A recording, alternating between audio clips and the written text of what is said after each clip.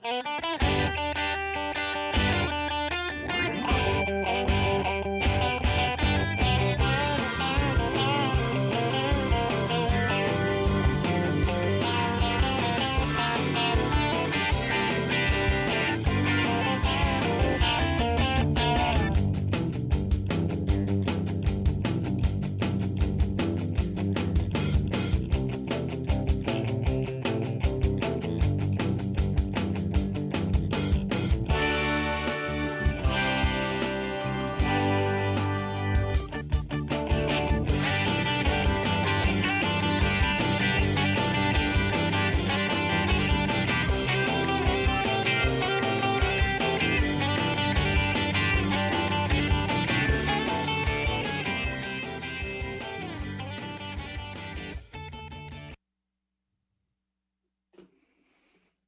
morning, everybody.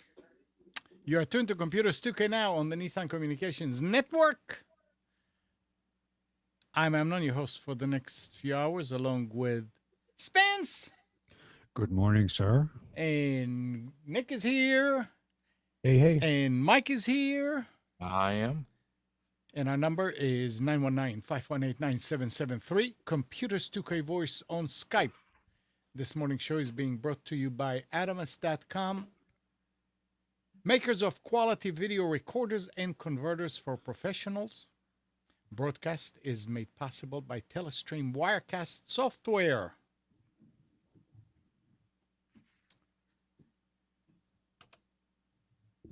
Got the feeling I'm forgetting something, but maybe not. I guess people will tell me. And welcome everybody on the chat, Merle. I guess Mike too is you, Mike? Nope. Oh, that's right. There you are up there. Jeff Bundy. Bunch of people there too. All right. So what's going on right off the bat? Who wants to talk about Windows 10? Why don't you talk about it? All I know is that it's going to be free to Well, why didn't you Windows do 7. research? Come on. The what? Why didn't you do any research? Why are you making us do all the work? It's not. I mean, I read enough about it, but I figured that somebody over there would like to talk. I don't want to hog the show. I mean, Windows 10 supposed to be free. Microsoft announced that it's going to be free for Windows 7 and 8 users for the initial year. I'm assuming that means initial year from the time that they release it. Good morning, Steve. Good morning, boys and girls. So I'm assuming from the day that they release it, and it's supposed to be released the end of the year, right? Although I read some articles that said that it's available to download now for the Inside group. But For the insider group, yes. But I would think that that's going to be a lock-in strategy because they blew Windows 8 so badly. They'll try it that way, and then hope if it's successful, they're going to basically gouge everybody to keep using it. Right. And I guess they're going to do a good job with that because hopefully they learned from it, and it's something that you I doubt it somehow. The what? They never seem to learn from it, from anything they do. No.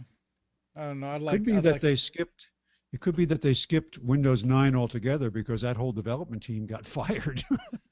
And they said, well, let's go to 10 because that's the one the next group was working on.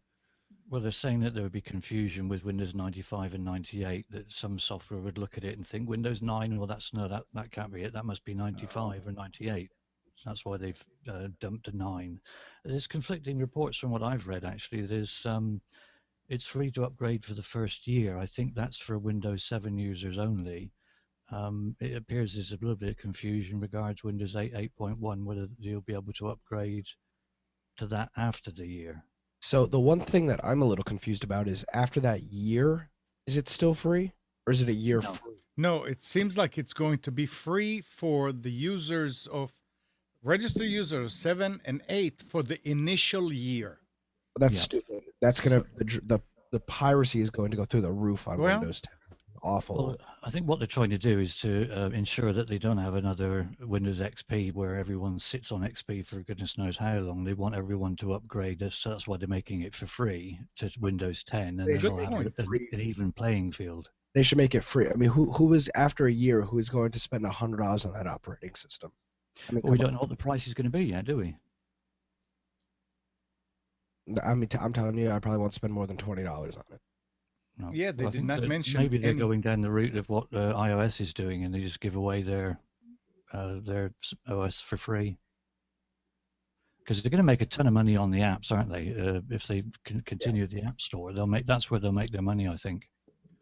Does anybody have any numbers or insight into how successful Office 365 is? No, That- I really don't. Moving to a subscription plan like that has got to be a good idea for them. More people will spend what $75 a year than they would spend $400 up front. So For sure. Yeah. I was also reading that Office 2016 is going to be released toward the end of the year, and that they said it's going to be a great piece of software. So I don't know They if always that. say that. Yeah, but I don't. I mean, it seems like this is not going to be subscription. So I don't know. I mean, I still don't understand how that works. You have a subscription. Do you have the software residing on your local hard drive? Yes. And every time you launch the software, it calls the server and says, "Is this?" Okay, and what happens? And what happens if your internet is down? Um, depending on the software, it may not let you launch it. yeah, I've installed it a few times, and it does go through an install process. It installs quite a large executable onto the machine, so Yeah, it's not cloud based. But does that mean that if you are flying and there's no Wi-Fi, that you cannot work just in your? I would say that would be a game ender. They couldn't do that. No, I mean, AMNON, there's plenty of softwares that check the server. There's periods of time. So if it can't check a server, maybe it'll have a 48-hour period before it locks you out of the software. Okay, that's what I'm asking. If anybody knows for sure because how nobody it has works. it. Nobody has it, so nobody would be able to know that. I've installed it on several machines at accountants and things like that, and I haven't really paid attention to it except the fact that they purchased it either with a new machine or purchased it as part of an upgrade to their system or whatever they were using at the office, and that they felt it was a good deal. Everybody that I don't know anybody who's purchased the standalone version outright. So, I mean, and a way to get around some of these lower end softwares that check a server is to block it in the hosts file, so that you can't call the registration server. Yeah, but if the software is not going to launch, if it cannot connect, then you're shooting. But there's software that if it doesn't reach the server, it lets you still use it. So there's lower end software. That's what we don't know. Yeah, which it will do. Hopefully, because I'd hate to think that really. I mean, if your I mean, internet is down, Time Warner is down. Well, I can't work. No, that's impossible. No modern software does that. Well, I can't think of any modern. So I have plenty of software that's like that. No modern software does that. So here's the scoop on it. You need to connect to the internet at least once every 30 days to maintain your subscription. Oh.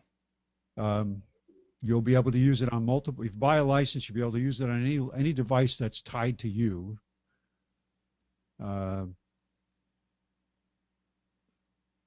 And let's see.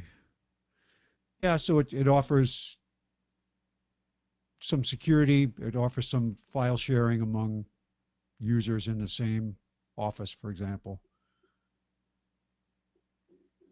So there are some benefits to it. They're just trying to move their corporate model out to the general user population, and it's really tailored, at least the low end 365, not the Pro, for families and individual users, small businesses that would be reluctant to spend, $900 or $800 to buy the full package. Not sure what the current pricing is. This article is a little old. It looks like it was about $60 a year for individuals, $150 a year per user in an office. $60 a year for Microsoft Office is not bad.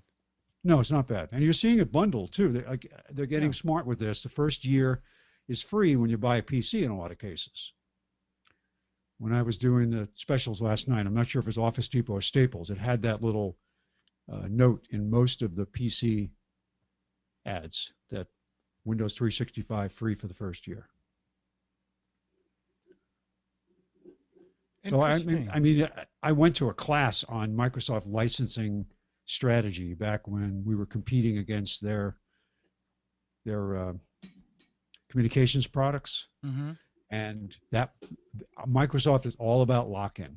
It's all about getting you to sign up for multiple years and creating a annuity for them, a license annuity, and to make penalties for you if you don't sign up for multiple years. Just to make it's much cheaper and much easier to do the multi-year. It's confusing, but much cheaper for the user to go with multi-year than to go with outside of that framework. Plus, you get free upgrade. They call it free. You're paying for it. It's just that it's hidden in with the subscription cost. No, I mean, if you think about it, Microsoft Office is not cheap to buy it. It's not. And to go with $60 a year, I mean, I think that Microsoft Office Professional is somewhere in the $500-600 range. And when you think about $60 a year for an individual, I mean, I don't know individuals that buy Microsoft Office Professional. But still, I mean, when you think about it, how much is it for Office? You said 150, let's say. That's 4 years. Well, actually, it says here that was for what it would cost per year for the same period of time to buy a full Office on discs. Office 365 Home Premium is about $100 a year for the Office suite. It's funny because I'm searching here and I can't find any recent articles on the pricing. Most of it is back to 2013 timeframe when all this was introduced. Maybe people give up on it. Oh, here's a new one. I just found a new article about new pricing. Let me read this. Windows subscription packages. So, interesting. I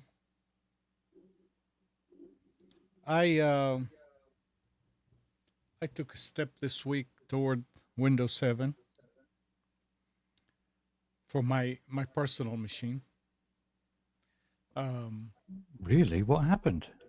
Brian Aldridge said something, and I said it last week. I mean, it hit home when he was talking about the fact that QuickBooks is not going to support Windows XP anymore. And I use QuickBooks for my business. And I said, oh, shoot. And then I have to do it, and I have to do it fast. So you're being forced into it. Yeah, I mean, which is, at this point, I feel good because I thought it was going to take a lot longer. And Nick was right. Yeah, Nick, you were right. Oh, he's not there. Too bad. He is. Oh. It did not take... I'm here. It did not take as long as I thought. And there were a lot of applications on my XP machine that I did not need here. I'm not using the machine yet. There's one more thing that I need to figure out how to do, and I'm waiting for the manufacturer to call me. It's the software that I use for submitting websites to search engines, and I don't know how to move the profiles over there. It takes forever to build each and every profile for every customer, and I'm sure there's a way, but But But- see, the reason it didn't take that long is because you actually put your mind to it to do it. probably. And I did. I mean, it somehow it worked out because I worked on it almost 2 days, and the 2 days the phone hardly rang. It's like I was sending out energy that said, "Hey, people, servers, please keep working. Don't bother me. I'm trying to do it." And I was getting frustrated at times, trying to just get it. Come on, work, and but it's nice. The machine is not brand new. I went ahead and I bought an HP workstation with one Xeon processor quad at 3 gigahertz. It came with 16 gig of RAM, and I don't know. I mean, I was looking at the system, and sure enough, the swap file is 16 gig, and I said, well, I wonder if I ever hit it. But it's fast. It's really, really fast. I'm happy with it.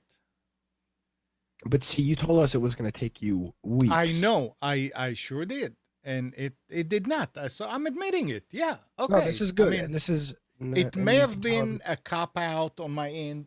It may be that I just didn't want to do it. I Nobody don't know. wants. Nobody wants Yeah, to do that. at this it's point, awful it's to good. do. And I also figured out, I mean, there's a lot of these programs that are on the XP machine that I use very seldom. So I said, what should I move it?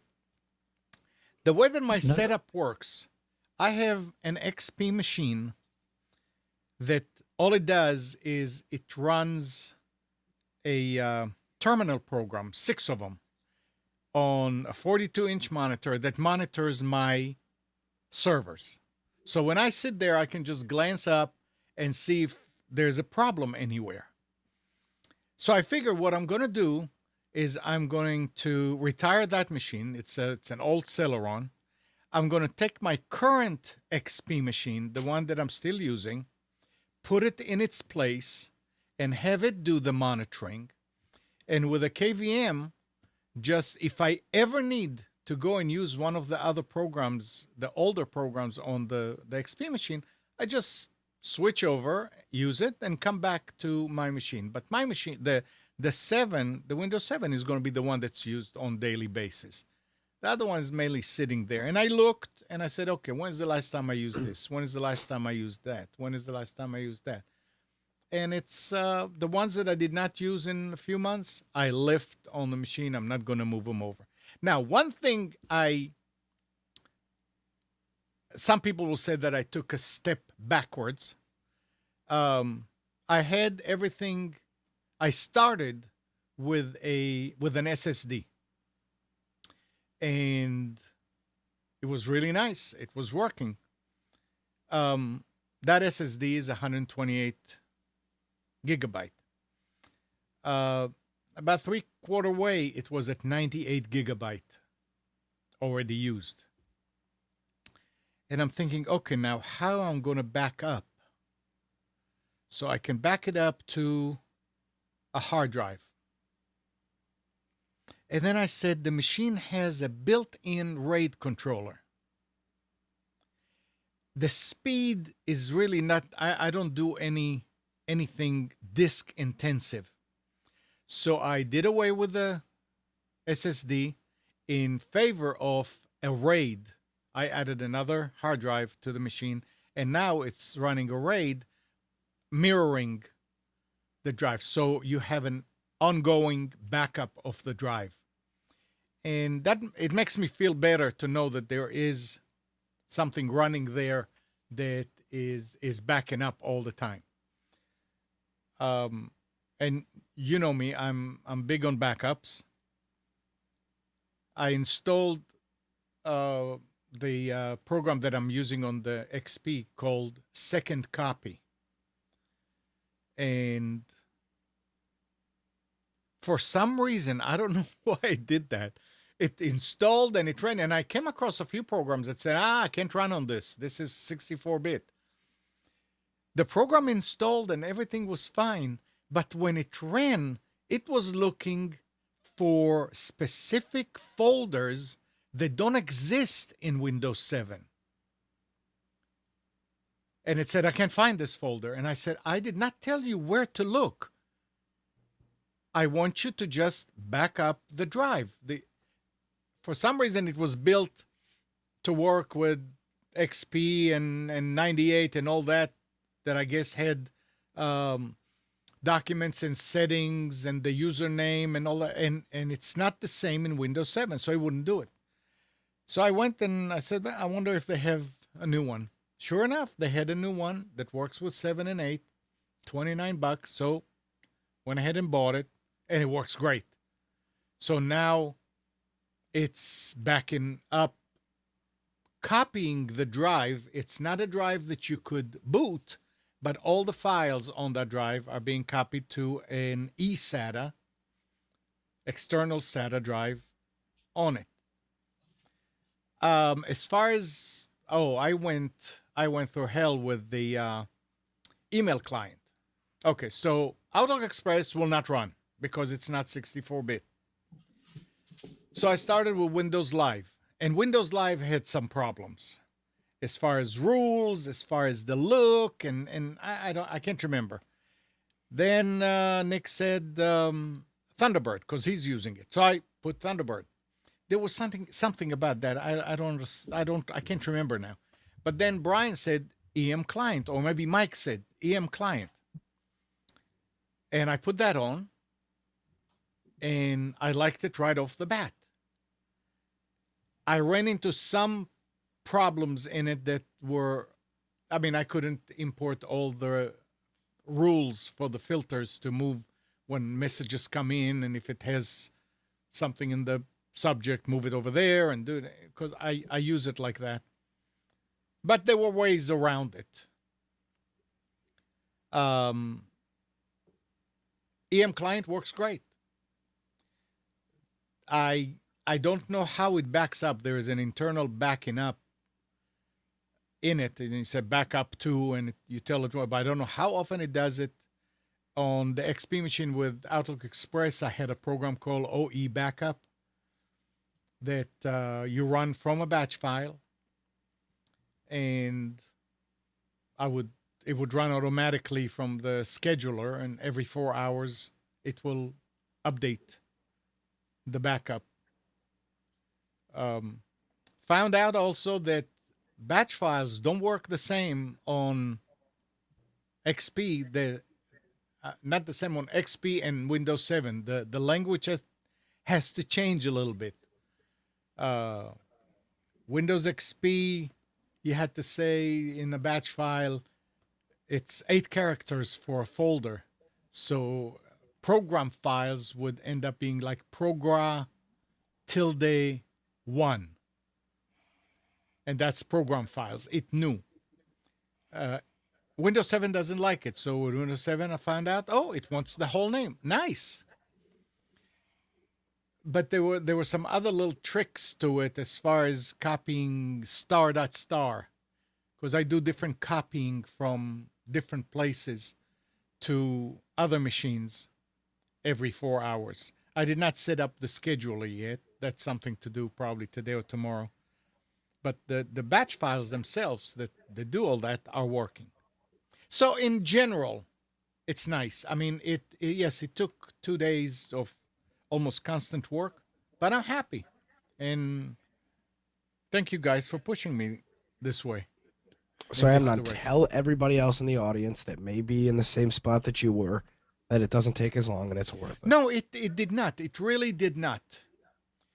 And it's now you have to get another machine because, if you're in a production, I'm sorry, Steve, you were saying? I was going to say that the thing is everyone puts it off because they know it's going to be really frustrating and it's going to take ages. And the more you think about it, the longer it seems that it's going to take. So no one wants to jump into something that's frustrating. So inevitably you're going to put it off until you have to. Like in your case, you've basically been forced into it. Then you realize and think, well, everyone was right. Yeah, and looking back at it, It wasn't as bad as I thought.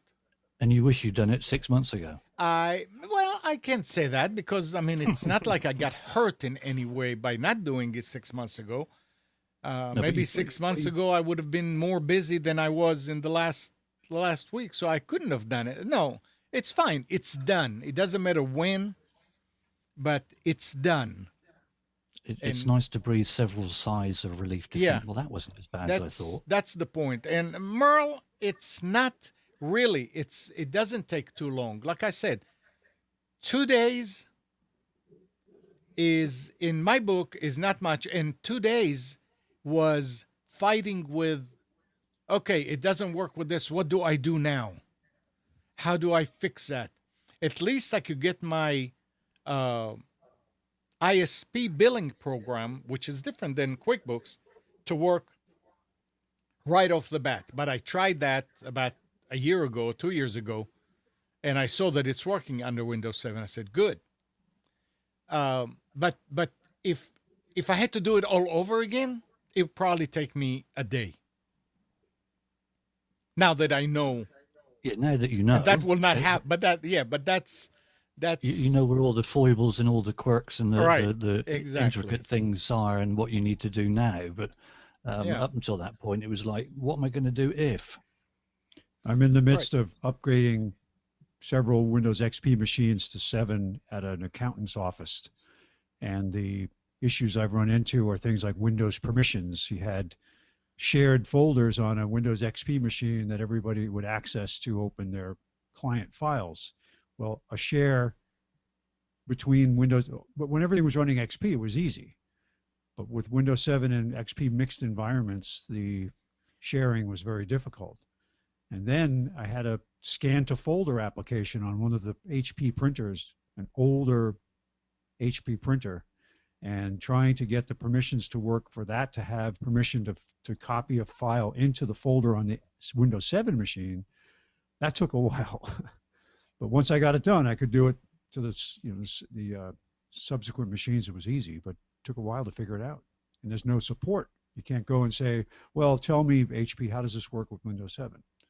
So it's yeah. fun. I mean, look, the server that the machine that I'm using now, the new one, Windows 7 did not exist when it was made.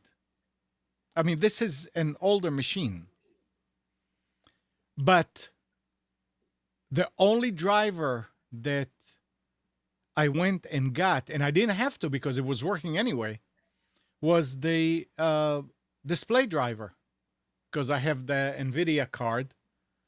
But I forgot all about the drivers. I mean, the network worked, sound, everything worked right off the bat when I installed Windows 7.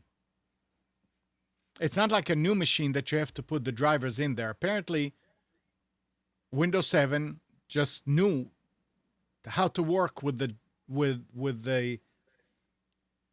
machine that it was installed on. And it was nice.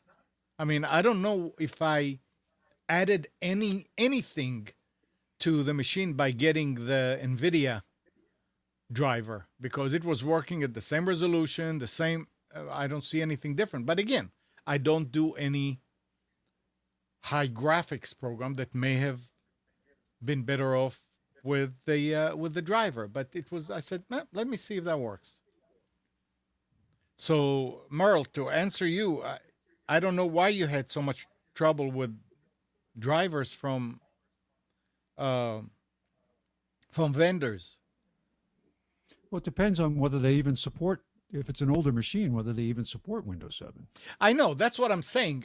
The machine, I think the machine is like 7 years old, 7 years old.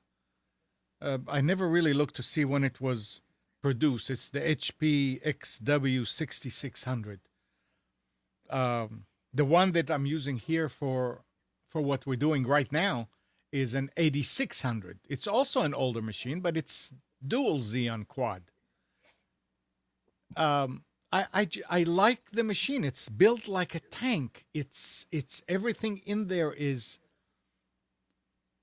solid. I mean, and looking at it on the inside, Mike. Yeah, Mike is here. all the caps are like brand new. You know, you look for a little bit of roundish tops like on the regular desktop machines that will, and after, 6, 7, 8 years, you see it a little bit rounded or it's usage. I mean, it looks brand new on the inside. And it's got all the slots that I want. It's just a good. The only reason I did not get another 8600, which is the dual Xeon. First of all, I said I don't need dual Xeon for myself, but the power supply. The power supply on the dual Xeon is 800 and some watts, and the power supply on the 8600 that I got is only 500 and some. I said, okay, that's enough. I don't need to waste electricity because the machine stays on 24 hours. I don't think I want to do anything with that. So I was stepping away when you talked about your strategy for the XP machine. Did you say you were going to run it on another machine or run it in a VM environment? No, I'm going to run the same machine. I'm just going to move that hardware, that machine. I'm not going to touch it. I'm going to put it instead of the PC that is doing the monitoring, and I'm going to add the monitoring software which is already there. I'm just going to configure it on that machine. AMNON. Yeah. You need to explain to the audience what you're talking about. I did. Nobody understands. Oh, maybe you weren't here. I just I was did here, explain. No, I mean monitoring? it's an old Celeron. What are you monitoring? I What's monitor going my on? servers. Okay, now we're talking. And all it does is it sits there and runs multiple terminals that each one is hooked to a different server and running certain command on that server that shows me what's going on the server. That's all it does. Okay, I was just. I never. So I don't care if it's XP. I mean, up to about a year ago, it was running Windows 98. There's no going on the web. There's really no need to worry about any software added to that machine to make sure that you're safe. So I'm going to put my current machine, the XP machine, instead of that machine and use it for the monitoring. And with the KVM, go back and forth if I ever need to. I really doubt that it's going to be a problem, but I don't think I'm going to need any of this software. So thanks, everybody. That's all I wanted to say. Took about 20 minutes, but I finished. Well, you're welcome for us dragging you into the present day. Yeah, welcome to the 21st century. And before you know it, you're going to be out of date again. That's it. I don't have any more XP machines. That's something to talk about.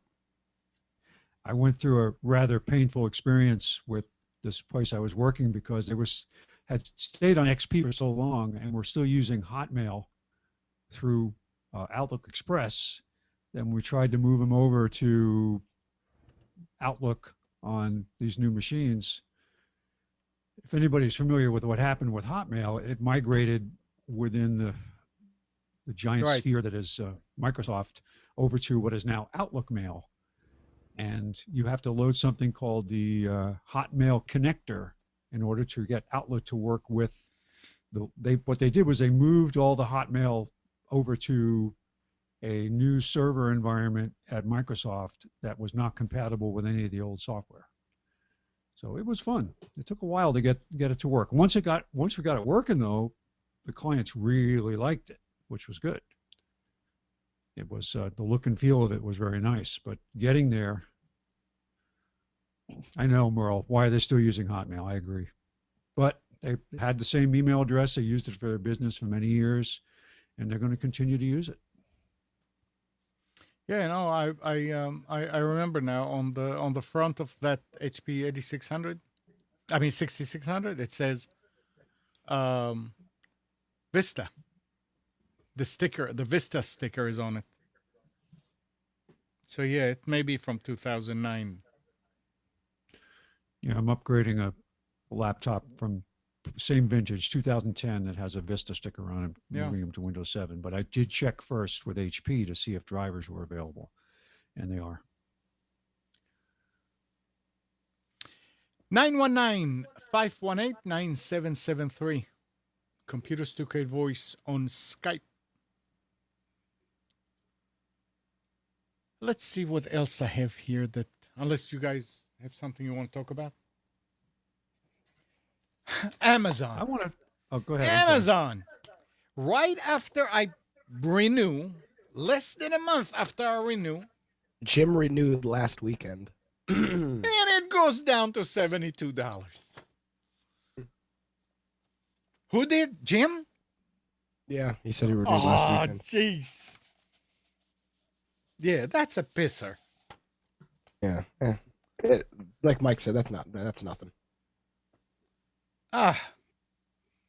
And the article was talking about the reason they did it is because they got some awards for their 2 movies, and the award, was it Golden something? Golden Globes? No. Golden What- Globe, who- whatever. who It was on raised- the 27th of the month, so they made it $72. They just transposed it. Who raised their rates?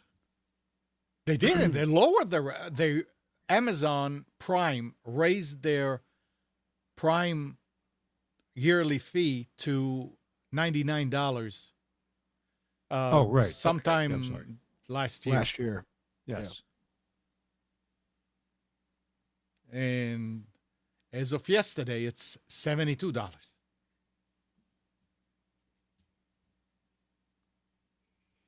How does that make you feel? It's, I mean, it's a pisser, but then when you think about it, okay, so what? Is it about $2-3 a month? It's okay. Yeah, there you go. Oh, just mean, for, come just In my for, in my opinion, it's still worth it. I mean, obviously, I paid the $99. I use it. Kathy's using it. Hannah's using it.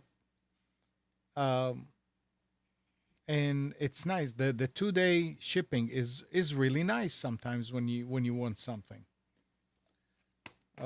Stuff comes in packed really nice. So I don't know. I mean, it's fine. I started noticing some of their pilot shows that they put out there. Yeah. And the only one I really watched was something called The Man in the High Castle. And watched their first episode and voted, to put some big comments to say, you really should make this into a series because it's a good story. Yeah, everybody's getting into producing now. After Netflix did it and after even History Channel and all these other outfits are producing their own original series. Netflix did a good job with several of their shows. Yeah, I don't think you can cancel and renew, Marl. I don't know though. What I just saw said it was only for 1 day. It was. Yeah. What do you mean it was? It's a sale. 1 day. Yeah, it's a sale. That's not what the article said. Where's your article from? Slashdot? Oh shoot, I don't remember. No, I think it was on the Next Web. I think they lowered it. Nobody ever mentioned a sale. They said that Amazon lowered their as of Saturday. This article from Forbes says Amazon Prime drops price to $72 just for today Interesting. Maybe, well, to celebrate their win on the Golden Globes.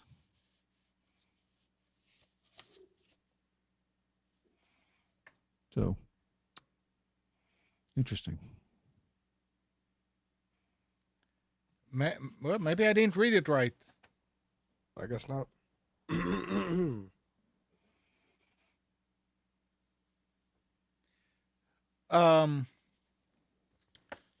Let's kind of switch gears here and go a little bit into this thing because I'm sure there's a lot of opinion. But before we go, Mike, you renewed your Prime, right?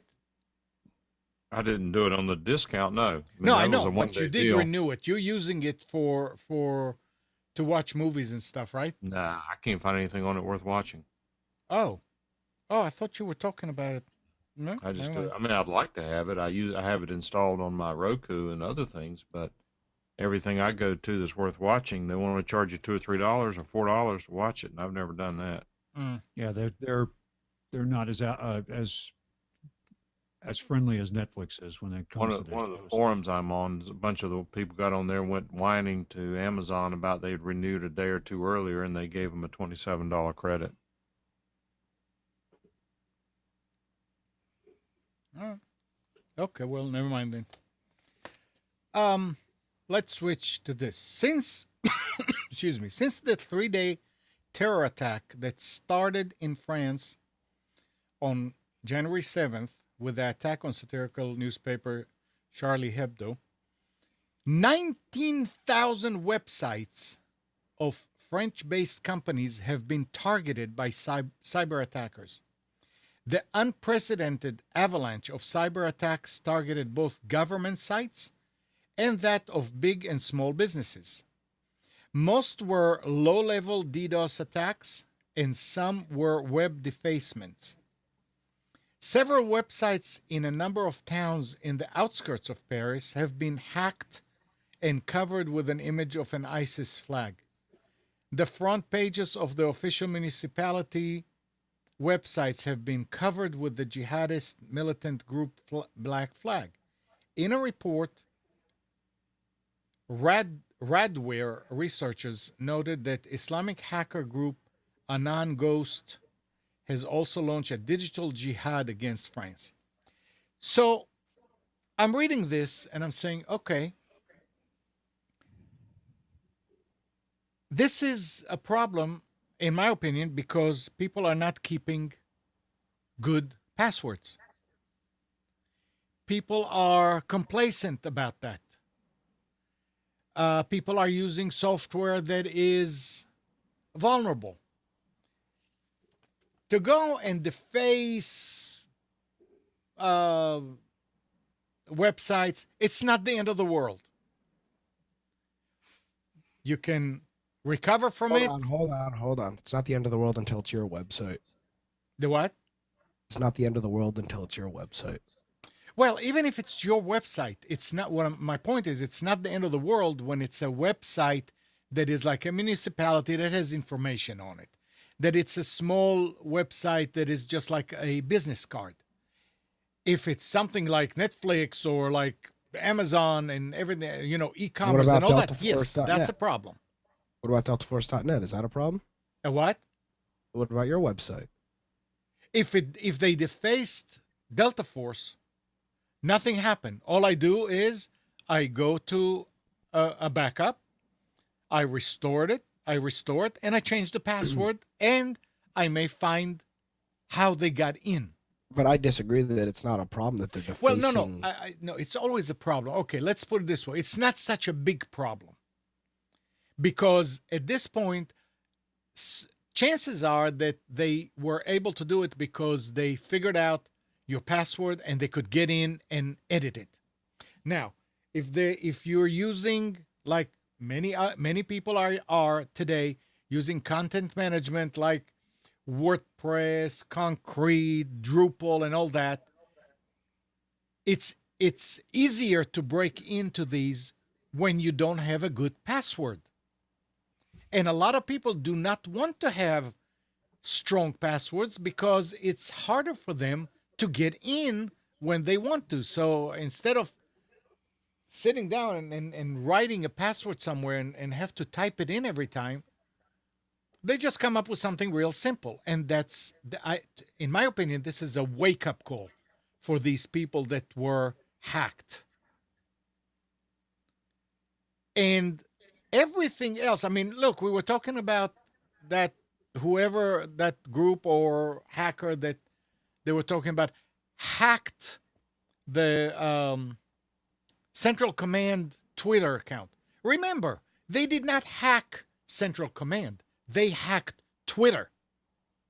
It's not that the computers in the Pentagon were hacked. It's an account on Twitter that got hacked. And I'll bet you it was, I mean, how do you hack Twitter? Passwords. So I hope it's a wake up for everybody to realize we need to have strong passwords. Now, on the lighter side of that, I had a customer this week that bought a brand new HP computer with Windows 8, 8.1. And she set it up at home by herself. She called a couple days later and she said, Amnon, you were telling me that I should use Firefox. So I went and I Googled on it and I found it and I installed it and it installed all kind of malware. So now I have malware.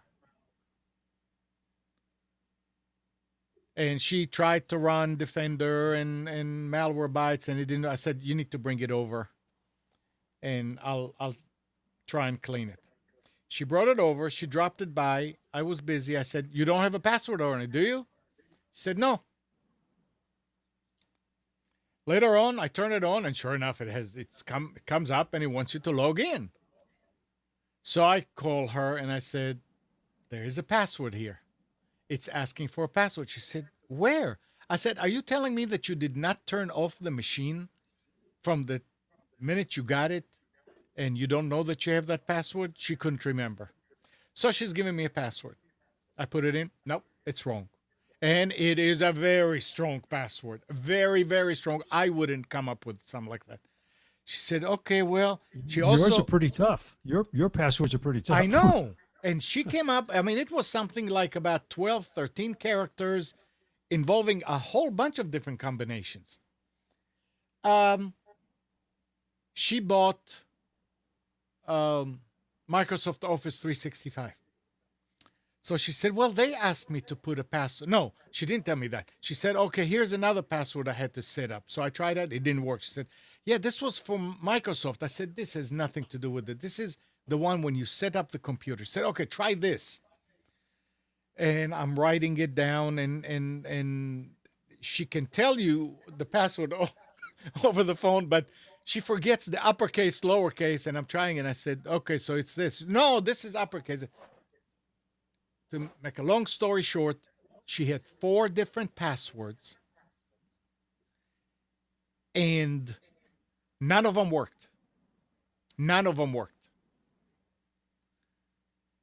I was getting to the point where I was getting really, really frustrated here. I tried the offline password reset program, the one that when you use it, it loads Linux.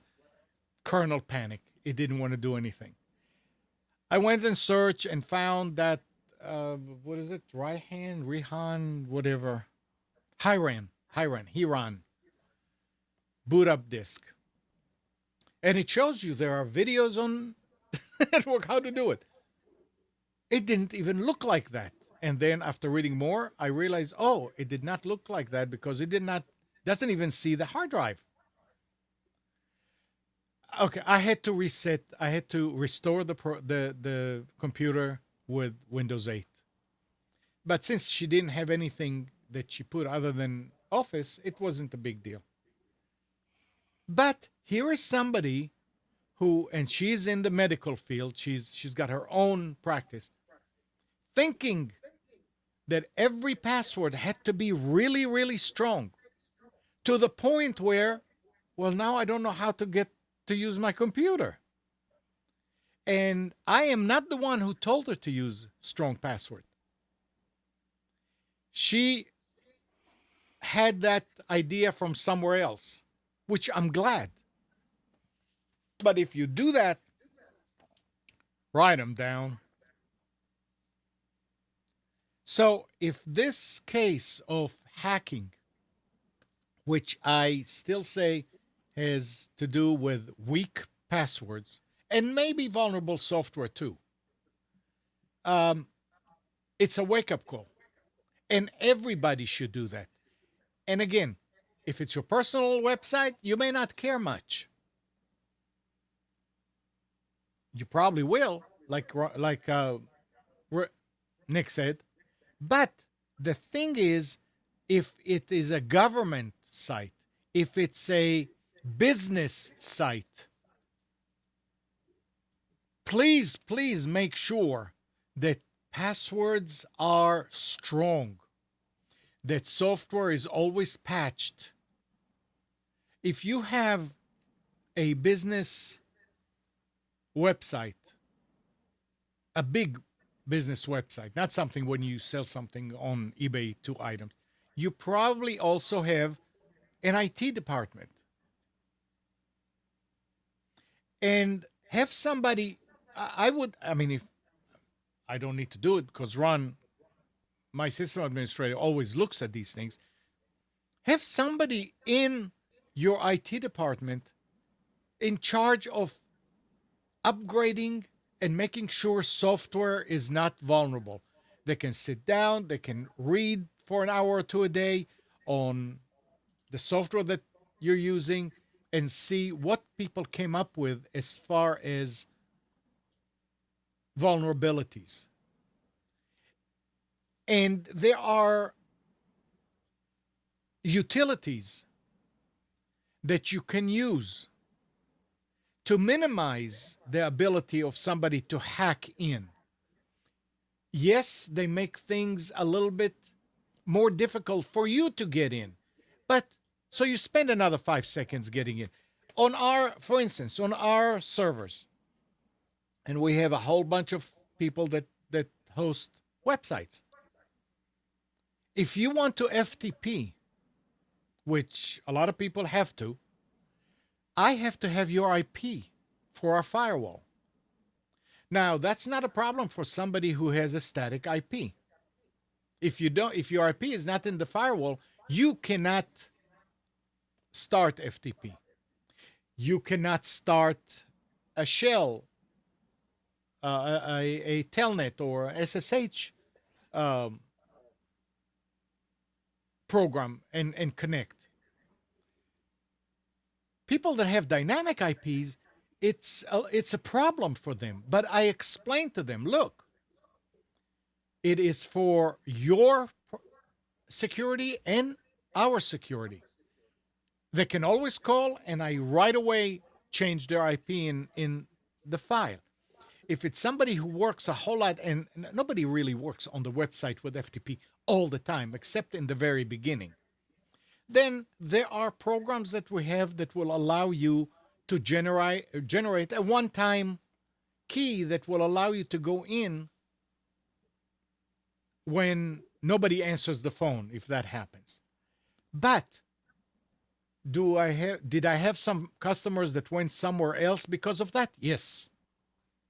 But if the way that we look at it is, if somebody breaks into your account on one of our servers, then they're halfway home to break into the server. It's like they broke in the front door, and now each one of your bedrooms and kitchen and bathroom, they're all locked, but now they can do it, they can concentrate on that. They're already in. And that's what we're trying to eliminate. So yes, it makes things worse. I don't want to call it worse. Uncomfortable. Somebody help me. What word am I looking here? You have to go through more steps to achieve what you're trying to do because of security. But then what about all these places that have all these random number generators that they have to get in? You don't think about these. Any IT department can create a situation where it's going to be almost impossible for anybody who doesn't belong there to break in. Now, can people break into our servers? Maybe. As far as I know, we're doing everything to stop them or to make it harder on them. You know what one of the biggest security threats was inside an IT organization? What? Internal. Because you have people, for example, who would bring their own, or to bring your own device when that first started out was a big deal. But people would bring their own wireless access points to work, plug it into the network, because they didn't want, at the time when Wi-Fi was new and companies were leery about having Wi-Fi access for their clients, they wouldn't install it and lock it down. So people, I'll bring my own access point, plug it into the network, and then didn't put a password on it. Yep. So Yeah. So the internal threats are huge. Disgruntled employees. Absolutely. But this is why a good organization will block. You can block USB ports on all your stations, right? You can make it so people cannot use it. Now, true, that makes it, I wouldn't say less productive, but a problem when you really need to copy something. But at that point, you may be able to get in touch with your IT and say, there's a file that I need to copy. Okay, come on down here and do it from here. Or maybe open it for people that understand what's going on and will scan their USB device. There are ways to do it. Does it take work? Absolutely. Is it not as easy to do what you're trying to do? Absolutely. But you're also protecting your own organization. And you should. Everybody should care about what's happening to their organization, website, and network. Because remember, I mean, if somebody breaks into your network and you're in sales and you can't do what you're trying to do, you may lose your job. So because you brought a USB drive in to copy some, I don't know what, I mean, a stupid movie that you wanted to show the people in the office, you could create a situation possibly that people will lose their job because, okay, well, we're going to have to cut back because we're in real big trouble now. It's very extreme, but you have to think extreme when doing things like that. And again, for something like this, a what do you call them? Employee policy, whatever you call it. What do you call it, Spence? When you put rules out there and you say, okay, here's what you can do, here's what you cannot do, and if you policies. No, there's a word for it. A security policy. It's got terms of employment. It's not a user agreement. It's something policy. I don't know. Handbook. I don't know. You tell people. It's just like you tell people today, you cannot surf when you are at work. You cannot do it. You cannot check your personal email when you're at work. Not on our time. And normally, what they'll say is violating these policies is grounds for dismissal. That's what absolutely, yeah. I mean, this is something that every office should have, some type of a policy. It says, okay, you don't do this, you don't do that, you don't do that. And what is it for? It's for deterrent. But if your organization is on top of it, you'll know what the policies are.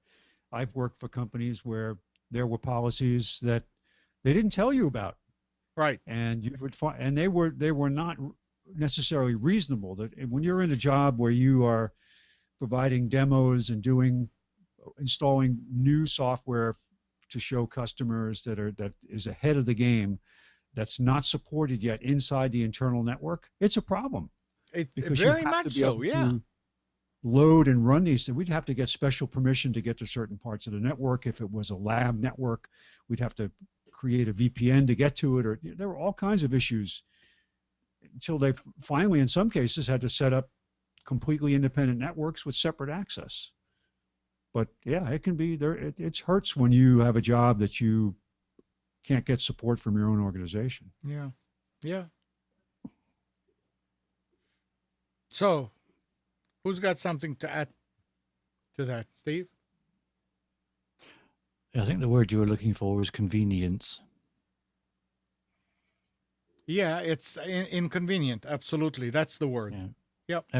Everybody wants it to be as convenient as possible and as easy as possible, but you've got to weigh up the balance between if it's easy and convenient for you, it's equally going to be easy and convenient to somebody that's really intent on getting in. Absolutely. Yep. And at that point, you're not just hurting yourself, you're hurting other people too. If you're running a small business, then you're reliant on that as an income to live. And if you get hacked and it's down even for a day, if it's only a small business that you're living from hand to mouth on, and it's not a massive amount of money coming in, then being down for a couple of days due to being hacked could be enough to make you go under.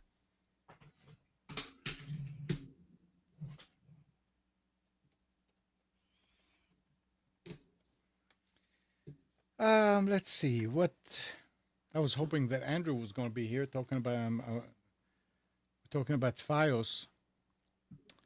It's like if you've been holding out hope that FiOS, which is the Verizon high speed, would rescue you from your local cable monopoly, it's probably time to give up. Making good on their statements 5 years ago, Verizon announced this week it is nearing the end of its fiber construction and is reducing wireline capital expenditures while spending more on wireless. The expense of replacing old copper lines with fiber has allegedly led Verizon to stop building in new regions and to complete wiring up the areas where it had already begun. The fiber network was profitable, but nowhere near as profitable as their wireless network. So, if Verizon hasn't started in your neighborhood by now, they never will. And you'd best ignore all those ads for FiOS. I know where they are. People are getting unbelievable speeds. Talking about unbelievable speeds, Mike was telling me that this week Google announced, Mike, you here? Mike? No. That Google is going to be in the triangle by spring with their fiber. That's interesting. Apparently, it was on the news. So the truck is on its way, and they're laying the cable right along the highway. I don't know, but it's interesting that that there'll be. I mean, from no word at all, and sometimes suddenly, bam. So Apex didn't make it, I know that. But who's on the list to get it? Raleigh, Durham, Chapel Hill. I mean RTP. So. But did Cary make it? Yeah, Cary's part. Yeah, I don't know why they ignored us. I guess it's far. I don't know. I mean, Apex is not a small town anymore as far as people. Not. But I suspect it had something to do with the power grid, because we're on our own community power here, and that might have something to do with the right of way and how they're going to build this. So the other Raleigh, Durham, Cary are all Duke Energy. So that could be part of the decision. Just the ease of securing the rights of way may have something to do with it. Hey, Spence, where's Bruce? What? Where's Bruce? Oh, he's somewhere around downstairs. I wonder what kind of what service is he on? He's on what they call Optimum, which is Cablevision. Oh, and you know he's not on FiOS. You know, I don't think it's available where he lives. He's out in Suffolk County, further out on the island. Do you know what kind of speed? Comparable to the cable modem speed that we get. You know, I think they have a high-end plan that gets up into the 50s. No. I can look it up. I know that most of the people that I know from Long Island are on Cablevision Optimum. The one person I know, my brother-in-law, was on FiOS for a while, and there was they were still doing that price war back and forth where they would pay you out of your contract, and they did that. They went back and forth a few times with that. They had FiOS for a while, and now Cablevision was the last one to compete for their business, and nobody's doing that anymore. They all said they're not going to compete to the point where they buy you out of your contract anymore. I think that essentially FiOS, with the decision to stop expanding, I think that they were probably looking at their financials and going, this is not, the return on investment isn't that high here. So Spence, got to do something different. Which modem do you have at home? Do I have? Yeah. I have a Motorola. You need a model number? Is it a vertical one? Yeah, it's one of the ones that Time Warner recommends for the 6141. I'll tell you in a second. It's a couple feet away. I'll be right back. All right. I saw something. Well, I'll wait. Oh no, Spence can hear me. I saw something changed in my modem this week. The Time Warner modem. 6121. 21. Does it have a blue light on it? Yes. 1? 2. 2. Yep. Something changed this week. It used to be only the download light was blue. And this week, suddenly, the upload light went blue. Yeah, I see both up and down are blue, but the network light is green, right, and the activity light is orange. Right. Yep. And, I mean, there's no difference in the... Speed? Oh, okay. All right, I'll tell Tim. You tell me if it's any better. There's no difference in the speed, but I think they may have reconfigured the way the network works. They might be binding different channels together to give you that, preparing to raise the speed. I don't know. I'm running a test now to see what I'm running at. I typically have two up. Yeah, I'm pretty much where I usually am, 20 down. Yeah, it's everything is, and I was talking to Mike, and he said, yeah, you're probably gonna have to reboot your modem. So I did it. Didn't change anything. Everything stayed the same.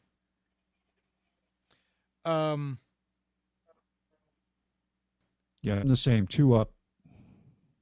Tim, just so you know, the computer that I'm using to hear the stream is not connected to anything, and actually the speaker is off. All I'm doing is I'm just monitoring the video on it, and it's not hooked to the mixer. The only thing I can think of is that the speaker in the room is feeding the microphone. It's not supposed to, but I don't know. Anyway.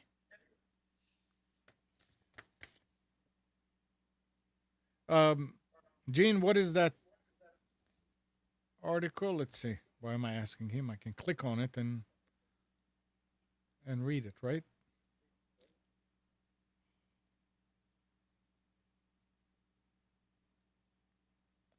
Google Fiber keeps Raleigh-Durham on its short list. Interesting.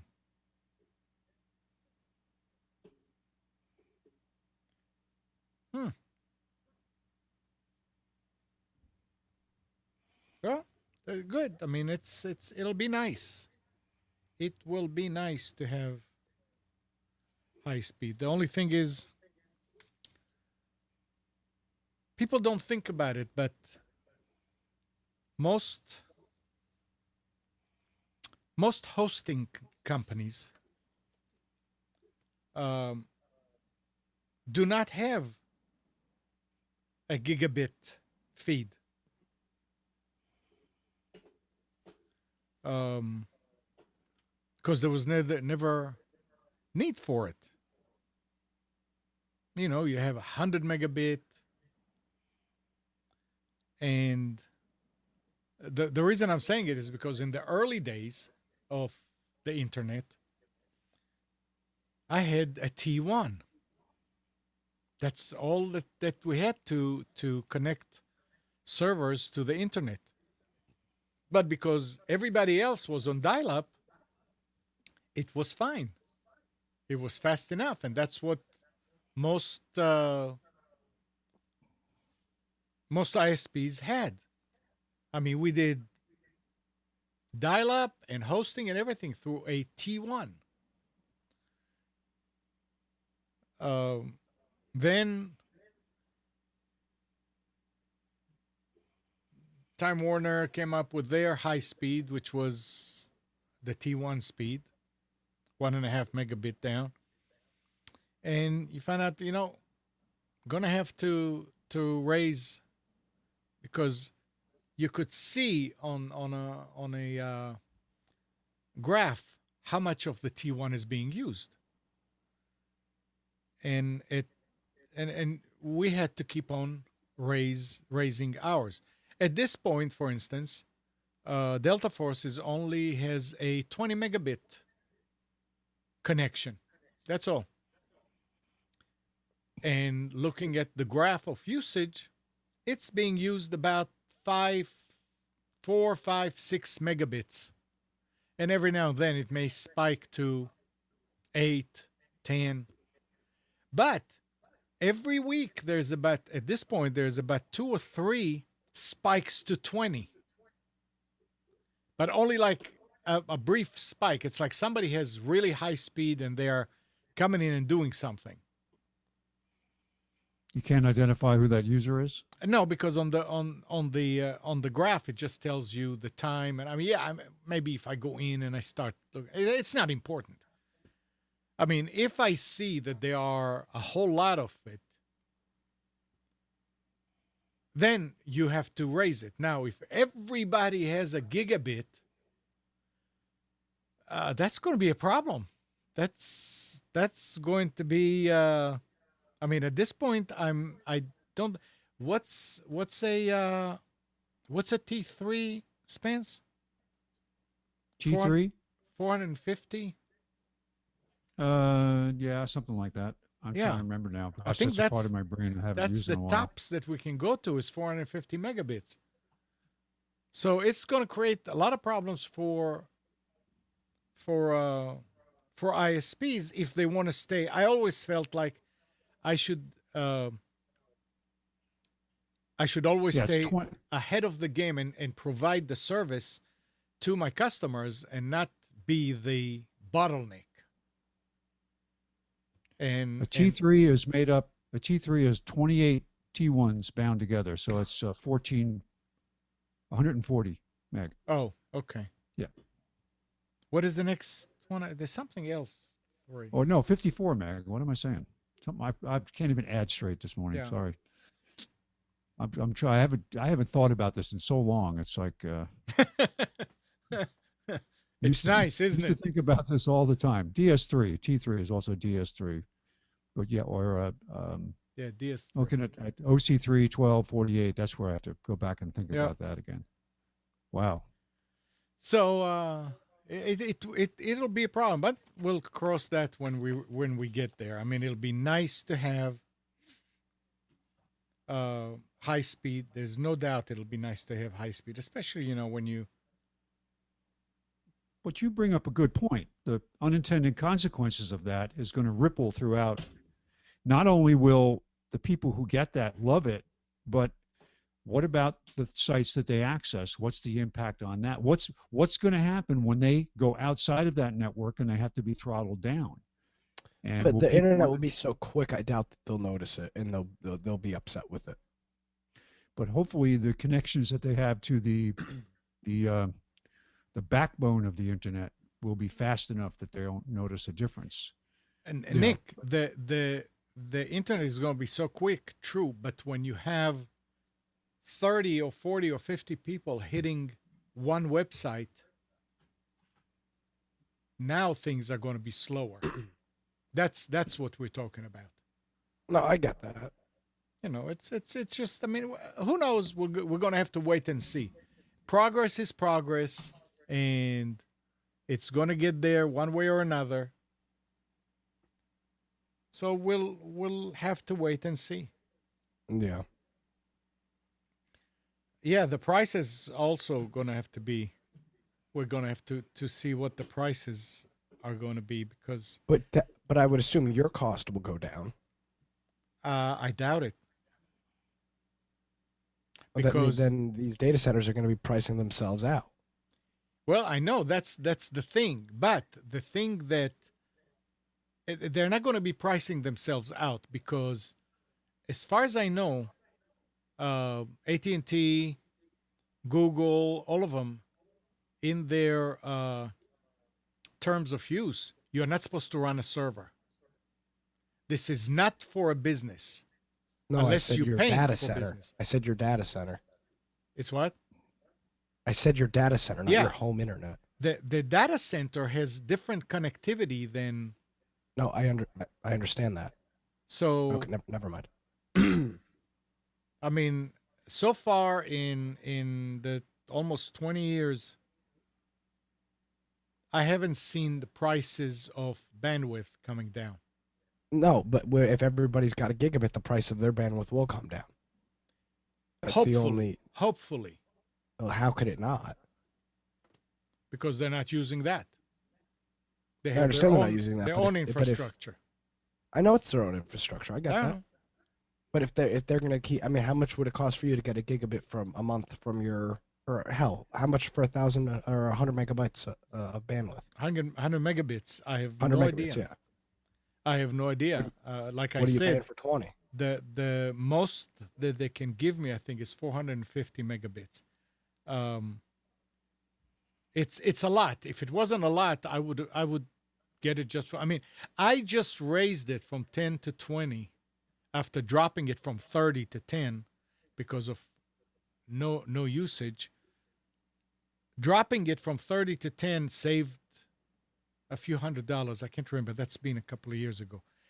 Okay. The only reason I went to 20 is not because I needed it, but because they said, okay, we're going to have a sale for a week and 10 megabits is going to cost $15 more a month. So yeah, do it. What the heck? So before that, I would see every week maybe 2 or 3 spikes to 10. Now I see 3 or 4 spikes to 20. It's like somebody is testing it, or they just have high speed and they come to do something real quick and they leave, which is fine as long as it's the average there stays around 4, Are you 5, sure it's 6. not like an off-site backup that's going on or something? I don't have a offline backup, and I don't offer that service to anybody to do, but they can be No, I sending- mean, somebody can back up their website, They- so maybe that's possible. what it is. possible. Yeah, like in WordPress, there's plugins you can install that will, Yeah, that at a will, certain time, back up. true. So So maybe it's that's what very it is. possible. So it's okay. I have no problem with that because it's not. Doesn't cost you anything. It doesn't cost. It keeps me on edge, sort of like to see. Oh, you know, how long is it going to be before most people will be using that type of speed? Then I'm going to have to raise and pay more, which is fine. It's part of business. And who knows? It'll Maybe just- you're right. it'll be Maybe you're right. interesting. I feel like if everybody's got a gigabit internet, these data centers will have no choice but to lower their speeds, or there'll be a data center that's got the lowest price for their gigabit internet, and everybody will just go there. Yeah. I mean, we're thinking just about, they'll think about GoDaddy. GoDaddy doesn't have gigabit. There's no reason for any data center to have that much Well, they've got that connection coming in. the ability to raise to that. Yeah, Yes. right. I mean, there's a data center not 10 minutes from my house that's got 2 different gigabit lines coming in. Yeah, nice. So they've got it, but any like you said, who's using it? any new operation is going to have much higher. Yeah, this is a newer building. There's no doubt. Yeah, I remember when we started the Internet Center with that T1, but Time Warner actually installed their OC3 right in our office, in our equipment room. And it was nice because it was right there. And we had to agree that if they find other businesses in the complex that want to have high speed, that they can come in and hook them onto that. So they ran lines and it was fine, but it was a big deal to have, hey, we have an OC3 right here in the office. Yeah. Hot shot AMNON Nissan. Yeah, Jim. Yeah, but back then, I mean, when you're thinking 94, 95, OC3 was a big deal. All right. Only time will tell. Spence, you want to do the specials and then we go back to discussions? Because there's an interesting article here about hard drives too. I want to get into, but it's like 10:20. I'm prepared to do it a little early for it. It'll just cost you more this week. All right. Because you asked me to hold to a schedule, and our rates are based on that schedule. Okay. So you have to, let's see, 0 times 0. What does that come out to? Okay, here we go. Starting with Office Depot Office Max. They've got a deal on an. And by the way, everybody, the file is already posted on the website, so you can see it, the PDF. Go ahead, Spence. Okay, yeah, it's out there. Just check on the right-hand side. Look for specials, and you'll be able to download the PDF file. So I mentioned earlier how a lot of the new laptops and desktops are coming with Office 365 for 1 year, personal version. So it's $70. It's worth $70. So it's a good way to test it. And I don't know if they ask you to register with a credit card number, so that at the end of that trial period they automatically re-up you for some other period. So I would check that when you do your trial to make sure that isn't the case, or if it is, that you mark your calendar that you can go in if you don't intend to renew, that you cancel the renewal. But Dell Inspiron 15, this is an entry-level PC laptop, 15.6 inch for $249.99, and that is $50 off the regular price. We've got a HP Envy 4500 wireless printer and copier for $69.99, $30 off, automatic two-sided printing. HP Mono LaserJet printer, $99, save $60. Epson Workforce WF2630. I actually spent a lot of time looking at this printer when I was deciding between the Envy and another printer, and this was recommended at the store I went to. And the only reason I didn't get this was because this is really a business-oriented printer, and the Envy is more of a consumer printer. And while this was attractive because it's a printer, scanner, fax, copier for $69.99, save $30, I went with the Envy because I wanted to do photos. But a great little printer, highly rated. The only comment about this is that the setup is a little difficult, and but for the average person, I think you'd do fine. Canon Pixma wireless print, copy, scan, fax for $69.99. That's $30 off also with a $10 gift card. HP Stream 13 laptop computer. This is a 13.3 inch, 2 gig, 32 gig of memory internal storage. It comes with a $25 Microsoft Windows Store card. I guess it's for buying either things in the store or buying apps or whatever. This is $229.99. We've got a Dell Inspiron 15 3000 series laptop with an i3 touchscreen, 15.6 inch for $399.99. That's $150 off the regular price. Toshiba Kavino desktop 3 terabyte external USB 3.0 hard drive, $109.99, save $10. And I did some looking around today because I was looking at the prices of Toshiba and thinking about criticism that they've had of their drives in the past. And looking at the ratings on these, actually the ratings aren't bad. Now I checked several sites, didn't find any a lot of comments on, like, one or two on the rating scale. Most people, 90% or better, are very happy with these things and seem to be over the long term. So I don't have any problem recommending them. Like with anything, the quality can change. Even Seagate and Western Digital have their issues at times. So 109 for a 3 terabyte drive, 17.3 inch HP Pavilion AMD quad core A8 laptop, $429, save $200, and that comes with, as all these machines do today, the 1-year Office 365. They've got a Galaxy Tab 3 Samsung. That's an older model, but hey, it's $119, save $40, 7-inch screen. Motorola Surfboard cable modem. This is the 6121. This is the same one I have in my office here, $69. And if you're not familiar with Time Warner raising the lease rates on their cable modems, they have gone up or plan to go up, so it might be a good time to pick up a cable modem. Samsung 21.5-inch LED monitor for $119.99, save $30. 24-inch Dell LED monitor for $159.99, save $70. Dell Inspiron 3000 desktop computer with a that's interesting because the ad says Pentium processor, and right in the same ad it says AMD A8. So they screwed up their ad. I just noticed that.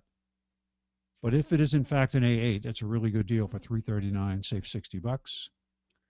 They have 2 Brother portable document scanners. One is a one-sided scanner, the other is a two-sided scanner, 2 sides in one pass. The basic scanner is $99.99, save $30. The one that supports 2-sided scanning in one pass, $169.99, save $30. That's the one I have. I'm very happy with it. Works really well. USB connected.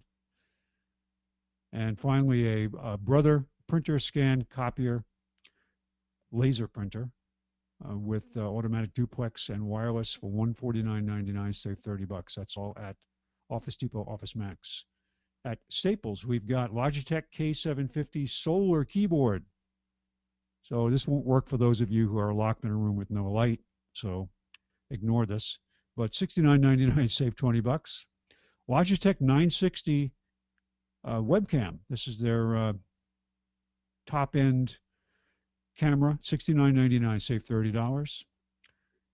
Western Digital My Passport portable hard drives, 1 terabyte for $69.99, save $10. 2 terabyte for $99.99, save $30. And also comes with a $25 Visa prepaid card after easy rebate. So drops the price considerably if you shop. If it's a gift card, I guess it would be good anywhere. AOC 24-inch IPS LED monitor for $149.99. That's $50 off the regular price. A Dell Core i5 desktop, Windows 8 PC, $529.99, $100 off the regular price. A Toshiba Intel Core i7 laptop. This is a 15.6-inch display. Windows 8, $649.99, save $250 after easy rebate. Asus laptop with Intel dual-core processor. This is a 15.6-inch entry-level machine, $229.99, save $170. And I've got an Asus desktop PC with Windows 7 Core i5, $599.99. And you can upgrade that to a i7 for $779.99, save $50. They've got a Windows 7 PC. It's a Core i3 HP machine for $399.99, save $100. HP 20-inch LED monitor for $99.99, save $20. And I think I might actually wind up getting this, the Logitech illuminated keyboard. I was at someone's house the other day that had an illuminated keyboard, and it was actually quite handy. don't work in the dark a lot, but some days when it's you want to just be you want to turn the lights down. It's handy to have this. $59.99, save $20. They've got the Toshiba Desktop Series USB 3.0 hard drives, 2 terabytes for $89.99, save 10. 3 terabytes for $109.99, save 10. 4 terabytes for $149.99, save 10. Western Digital, 3 terabyte USB 3.0, $169.99, save 10. 2 terabytes for $149.99, save 10. And they've got SanDisk Ultra Series SDHC cards and micro SDHC cards, 16 gig for $14.99, 32 gig for $24.99, 64 gig for $44.99. They've got Brother monochrome laser printer. It's two-sided printing as well as wireless, $99.99, save $50. These are real workhorses. I mean, I've got a couple of them. I know people that have these. AMNON, you've got 2 Brother lasers. Yep. Really are good machines, economical to run. Logitech Z313 speaker system. This comes with a separate subwoofer, control pad, and two speakers. $29.99, save $20. And we've got an HP Envy 7640 wireless all-in-one printer for $129.99, save $70. An HP 2-in-1 touchscreen laptop with a AMD A8 processor, $549.99, save $100. This is a 13.3-inch screen. It's one of those flexible tops where you turn it around, you flip it back against itself, and it's a tablet, or you can just flip it around and make it look just like a keyboard, just like a laptop with a keyboard. And finally, Logitech MK320 wireless keyboard and mouse set for $29.99, save $10. That's all at Office Staples. I'm sorry. Best Buy, they've got a couple of good deals on tablets. This is interesting. A Trio Elite 7-inch tablet, Windows 8 tablet, $89.99, save $10. They've got another Windows 8 tablet, 10.1-inch for $169.99. They don't mention the manufacturers with these. Well, that's a Trio. This other one doesn't mention it. They've got a something called a Hip Street 10-inch Android tablet for $99.99, save $50. Asus 2-in-1 13.1-inch touchscreen laptop, Intel Core i3, 6 gig of memory, 500 gig hard drive for $499.99. That's $100 off. That's a convertible tablet / laptop. Acer 15.6-inch touchscreen laptop for $399.99. That's with a Core i5, save $100. Lenovo G50 laptop with not so much interested in the internet security bundle, but they do have Office 365 included. That's for $379.99, save $99, and that's with an AMD A8 processor. That's a quad processor. PNY 64 gig USB 2.0 flash drive, $22.99, save $67. Logitech MK20 520 wireless keyboard and mouse combo, $34.99, save $25. They've got the high-end Logitech MK710 wireless keyboard and mouse for $69.99, save $30. The Logitech H600 wireless headset, Bluetooth headset for $44.99.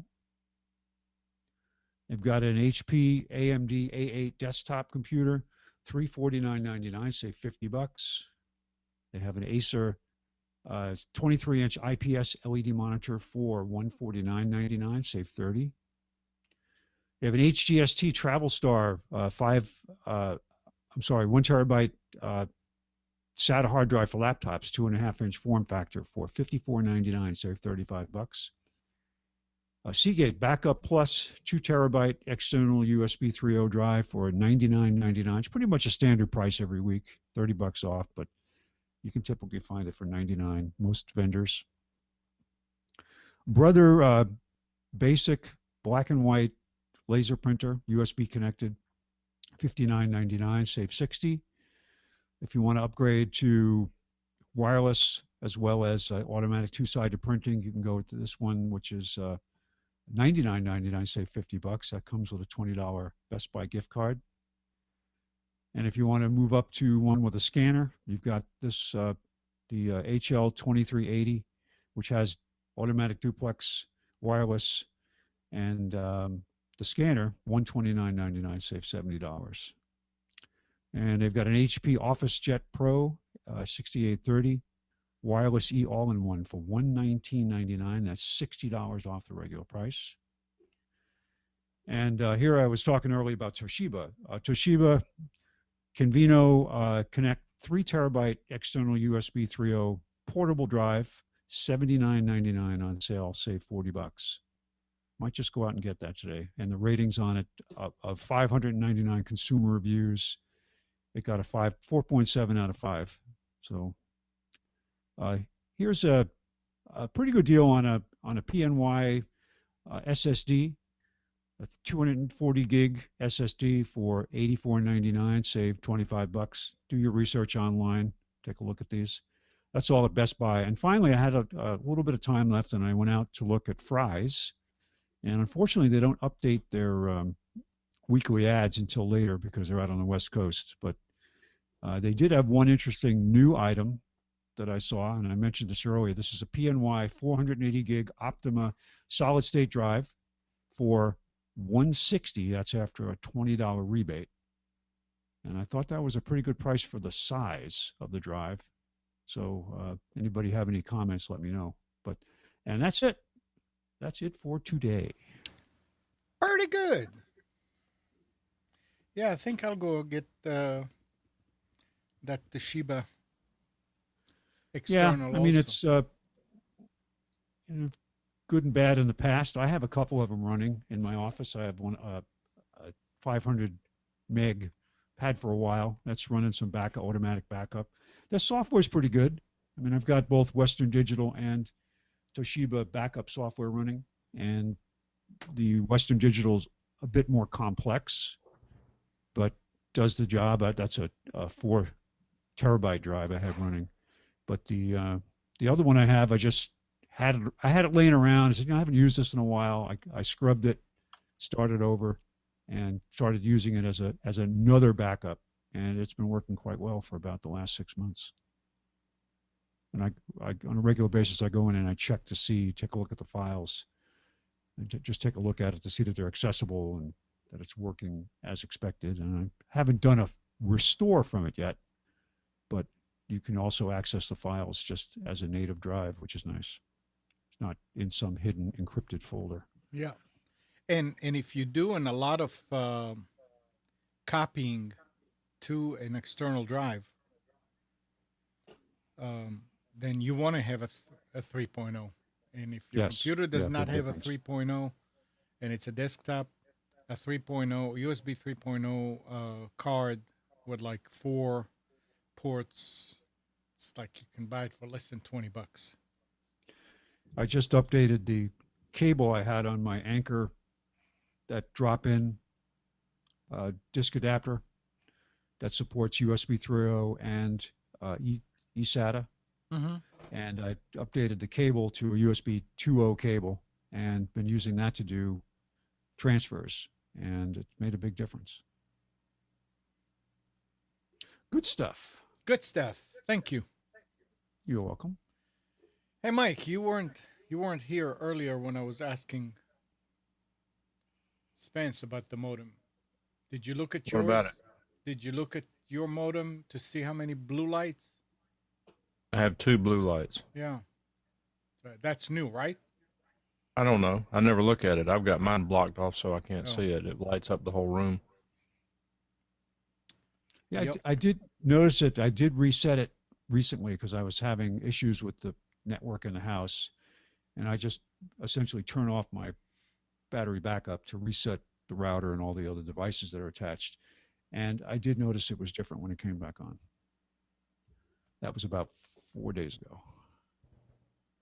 I mean, a lot of people are jumping up and down about the Google announcement and so forth, while UVerse is rolling out 1 gig over in Apex already. We'll see what happens. I mean, I hate to be so negative about it, but we just keep hearing this wind blow and blow and blow and blow. Are you saying, Has did you just say AT&T 1 gig? in Apex. So not the it'd be interesting. gigapower, but Have they made any changes in their cap? I didn't, you were talking at the same time. I didn't hear what you said, Spence. Any changes in the cap that AT&T has on I there? haven't heard any discussion of it, but if they kept the same cap, you'd hit it in 13 seconds or something like that. Yeah. We make it easy to run out It's of money. $120 a month. so AT&T is doing 1 gig in Apex, but only 300 megabits in RTP. For now. Interesting. I need to call them and see. I keep forgetting. You can go online and it'll tell you if it's available. Well, they said when I got it that if you have the 45, then you can get the thing, the 300, the gigapower. I think I checked your house and it was not available. It's tricky. You have to check it in the right way. Remember how they said They got you listed twice. Yeah. Don't check the one that says something about phone room. What I don't know.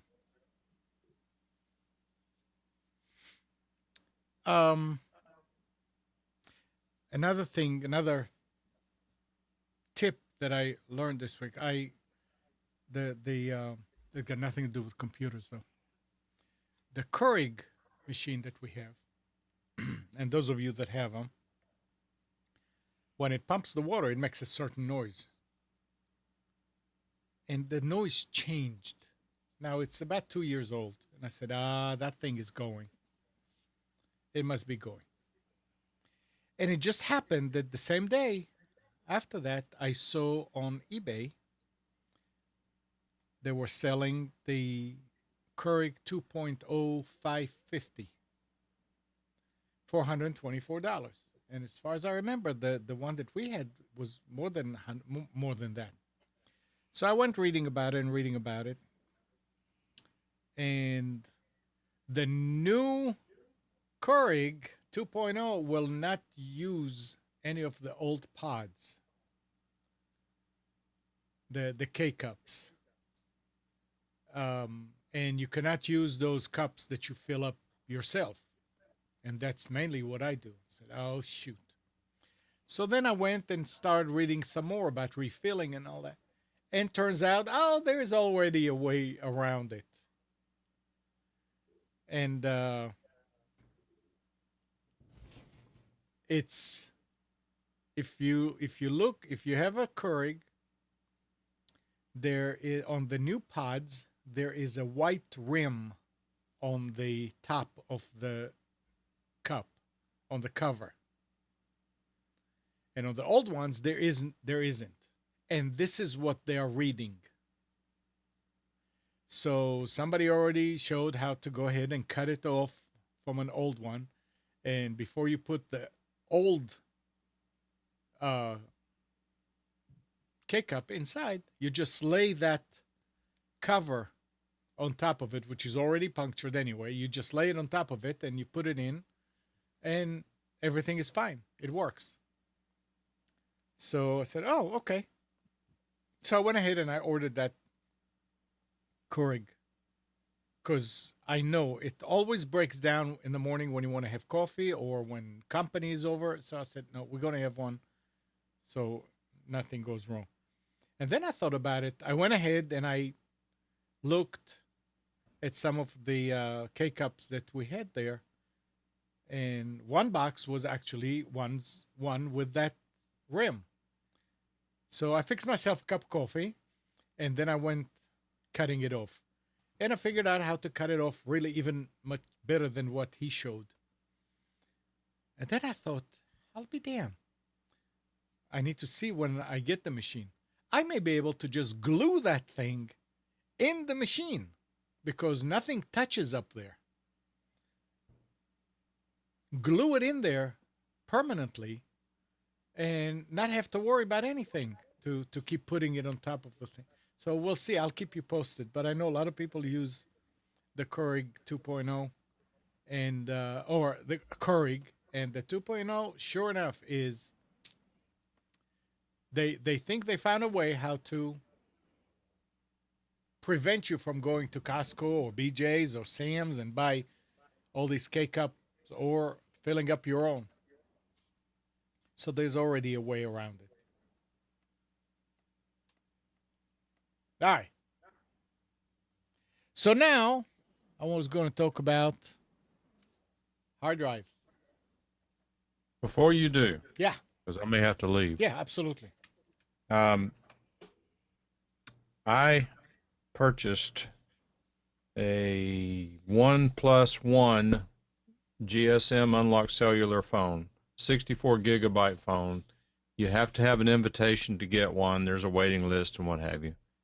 Well, I bought it and got it in here. We didn't open it, and we decided to switch to Verizon. So I have this phone sitting here doing nothing, unopened, that I'd like to sell if anybody's looking for a phone. And the reason it's probably a good idea if you're not thinking about it, $363. If you what do you mean not the One Plus again? But if you need a phone and you decide to go to buy one, they're going to charge you $600-700 for an equivalent phone at AT&T. This allows you to actually save about 300 plus bucks. So if you're interested. So that will not work with Verizon. Which No. ones will it work with? Any GSM, which I believe is T-Mobile and AT&T. Okay. I mean, it's a heck of a deal. And Oh, he's if so. we had stayed with AT&T, we'd be using it. But it's sitting there eating a hole in my pocket right now. I've got a lowball offer for it that I'm going to take if nobody wants it, but I hate to give it away. Did you get a new number? No. Oh, okay. They ported it while I was in the office. So Cool. you switched to Verizon. Correct. Do you see How long have you anything? been on it? Go ahead, Spence. Sorry. I was going to say, how long have you been on Verizon? 2 days. Any difference? Do you notice any difference? There's a little bit of popping in it that I haven't heard, that I never heard with AT&T. And I don't seem to have as many bars consistently. I mean, I don't seem to have 4 bars in as often, but I don't have 2 bars as often either. Seems to be not as strong a signal, but it is more consistent, which is more important. What phone do you have now? iPhone 6. Whoa. Wow. So you do you stayed like with it? the same phone? Say again? Did you have that phone with AT&T? No, you can't have the same phone on AT&T and Verizon. Oh yeah, you just said that. Okay. So what'd you do with your old phones? Sitting over here. Don't just sell it. Well, I mean, I've got to make sure I've got everything off of them. For example, the text messages didn't come over, and I've got tons of text messages on it. I'm going to get a utility that'll allow me to download the text messages from the phone. And it's iPhone 4. It's not worth a whole lot. I mean, if somebody needs an emergency phone, it would be a lifesaver. It's an iPhone. Come on. They So- keep on working, don't they? Well, it's really strange because everybody's contacts came over except my wife's. None of her contacts. That's good. That's a feature. Well, except she's the one with the most contacts. She's got tons and tons of contacts. I'd say it was the person in the store. No. No, well, she didn't go over that. I mean, like my daughter's phone, she didn't even, she was not there. He did it while she wasn't there, and whenever he turned on her phone, all of her contacts downloaded, apparently from iCloud. I would take it over there. Tim says eBay might be your best bet. Don't settle for a low ball price. People want the phone. I'll tell you this. I've advertised it like Jason, so I put it on Facebook. I've tweeted about it. I've had a grand total of 3 inquiries. I guess it's not as much in demand as people think it is. It's probably much in demand at certain circles that know how to To do what? Oh, with? you go to their website and these guys are begging for invites. I mean, they're having to sanction people in their forum for begging for, oh, we'll block you, we'll do this, we'll do that. It's really ridiculous. But Oh. All right, so listen to this, Mike, now. Latest hard drive reliability data reveal it may be best to avoid 3 terabytes drives. He's saying that he said that again and again, that solid-state drives are the future, but the truth of the matter is traditional spinning disks still have a place inside a modern PC as a storage/backup drive. The question then becomes which drive/capacity combination is the most reliable. Online storage provider Backblaze knows a thing or two about hard drives. After all, they had 41,000, more than 41,000 disk drives spinning in their data center as of December 31st, 14. Mostly consisting of a mix of makes, models, and capacities from HGST, which is the Western Digital, Seagate, and Western Digital. The HGST is a subsidiary. By recording the failure rate through 2014, and in brackets they have 2013 data is thrown in for comparison, we can immediately see which drive to steer clear of. The Seagate Barracuda 7200.14 3 terabyte unit. Stay away from it. But what else can we take away from the data? It says Backblaze said they like every single 4 terabyte drive they bought last year because you get a lot of storage for the price and the failure rates have been really low. The company has more than 12,000 Seagate 4 terabyte drives currently in service, and the failure rate has been just 2.6%. HGST drives, while priced a bit higher, have an even lower failure rate of 1.4%. Even with such a wealth of data, it's hard to draw any solid conclusion simply because some drives have been in service longer than others. For example, the HGST 2 terabyte drive have been in service for an average of 3.9 years with a failure rate of just 1.1%, while the Seagate 3 terabyte units have only been in service for 2.2 years, on average, with a whopping failure rate of 43.1%.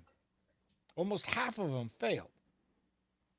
The general takeaway is that HGST drives appear to be the most reliable, albeit a little more expensive, and the 3 terabyte Seagate drives are worrisome. So we were always here. I was always saying that the big hard drives are you're asking for trouble. But apparently, 4 terabytes are okay. 3 terabytes. what's the date of that article? It's from. I don't have a date on it, but it was in the news on. I think this also came from. No, this one came from. What is that site that you like, Spence? Tech something. I can't remember. Oh, Tech. Yeah, I know what you mean. Express Tech. Yeah, Yeah, Extreme Tech. I'm sorry. Extreme Tech. Your audio is low, Amnon. I'm having trouble hearing everything you're saying.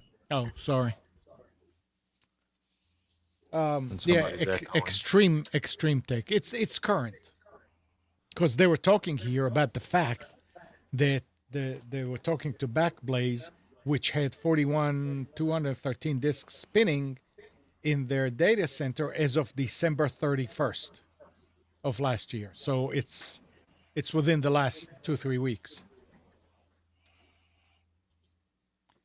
And that's interesting. So yeah, the Seagate Barracuda 7200.14 3 terabyte unit. Stay away from. It's almost 50% of them. 40. What did you say? 43.1% failure. That's a lot. What's the biggest drive you have on your network, Mike? I don't know if it's a 3 or a 4. How about you, Spence? 4. Yeah, I'm still sticking with the 2s. If you back them up, it doesn't matter.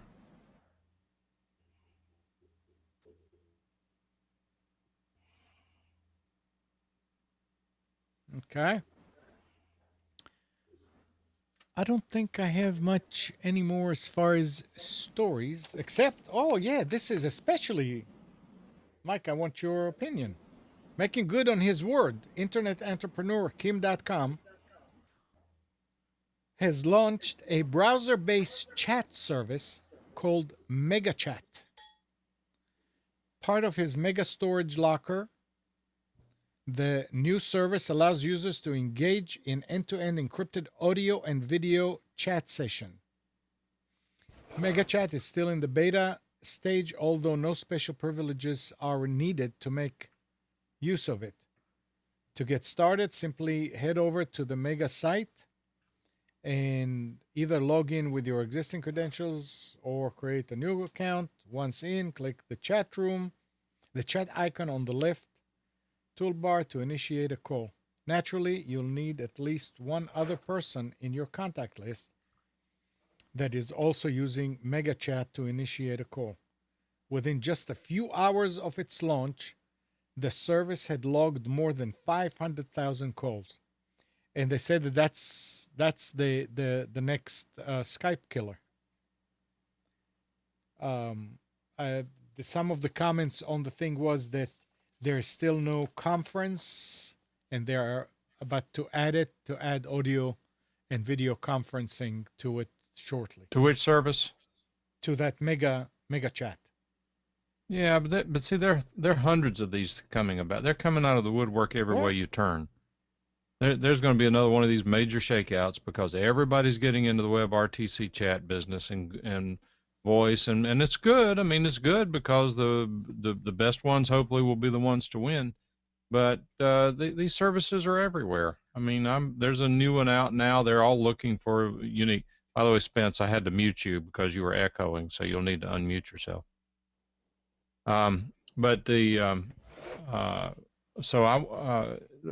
These guys are setting it up now for podcasters where you can start this service and it records everyone on their own track and all. I mean, they're just coming out of the woodwork. There's Zoom, there's even Blink with SIP connections. They're doing Opus codec audio, and they're adding HD video. A year from now, there will be thousands of these things up and running. Well, these guys claim that it's going to be a Skype killer. I didn't know if you tried it, if you looked. Well, when you consider most people don't know the difference between good or bad audio anyway, I don't believe that. I don't see it as a Skype killer. I mean, who's trying to kill Skype? Why would you want to kill Skype? Yeah. People are happy with it. It does a good job. If Right. you get the telephone line connection, it's a reasonable cost. I mean, there's no reason to kill Skype. The one benefit that I see of having all of these additional services, that is, if Microsoft does something really stupid with Skype and they make it unusable, like they could end up doing with operating systems or whatever, at least there are alternatives. You're not glued to them. But at this point in time, again, it's the same thing I've said repeatedly. People are answering questions that are not being asked. Well, all right. So, but did you have a chance to look? I mean, I know you tried Zoom, you were involved with Blink and all that. Did you have a chance to look at this service also? I still have. You turn away and I hear on parts of what you're saying, but what is the service you're talking about? The Mega Chat. That's the thing that I've never even seen it. Okay. Well, I've never even heard of it. I've been not working, but talking with some people who just created one. Let me see what they called it. Well, I mean, and it doesn't matter. I mean, it's just that I was wondering if you, I guess if you didn't see it, I haven't seen it. Gary, stop Never it. even. I've never even heard of it. Okay. I don't have the. I mean, they say go to the mega chat, mega site. I don't. They don't even give the URL. Mega.com. Mega.com. Oh. Yep. Okay. All right. I've got a short article which I thought was quite interesting. Proceed. Solid state drives prices are set to topple. Volumes of scale mean the price of solid state drives are set to fall. DigiTimes, quoting the technology manager of memory company A-Pacer, is estimating that prices, for example, of 256 gigabyte SSDs will tumble to as little as $70 in the second half of this year, and a 128 gigabyte SSD could cost as little as $40 by the end of the year, according to their manager. He reckons that the price drops could well stimulate a far greater demand for the storage devices. One of the reasons the prices are falling is because process technologies for the type of NAND flash memory used is migrating to 14 nanometer or 16 nanometer processes. That means manufacturers get more NAND memory from a single silicon wafer. So if you're going to get an SSD, wait till the end of the year if you can. Yeah, I mean, I don't. And then the next reduction will be right in the future. So Yeah. I'd just say buy what you need. Yeah, exactly. Yeah, but that's a good price for 256 and 128 compared to Oh, the no prices doubt. nowadays. No doubt. No doubt. I just a long time ago gave up buying hard drives, even on sale, unless they are just such an extraordinary deal. Like those 120s that we bought for $50 or they were great value for what we're using them for. This one, this Kingston HyperX SSD drive, they're great little drives. But and I even bought one of the Samsung 840 250 gigabyte drives, but it was on really good sale when I bought it. I probably ought to use them if I buy them, but Tim, I've never heard about that HoloLens, but it looks neat. Microsoft announced that on their little do they had at the beginning of the week. Mike, sorry, you can show it again because I had what? whatever you were showing. It was on the split screen. I don't think it. No, it was just I just held up these hard drives. Oh, No okay. big deal. HoloLens, holograms.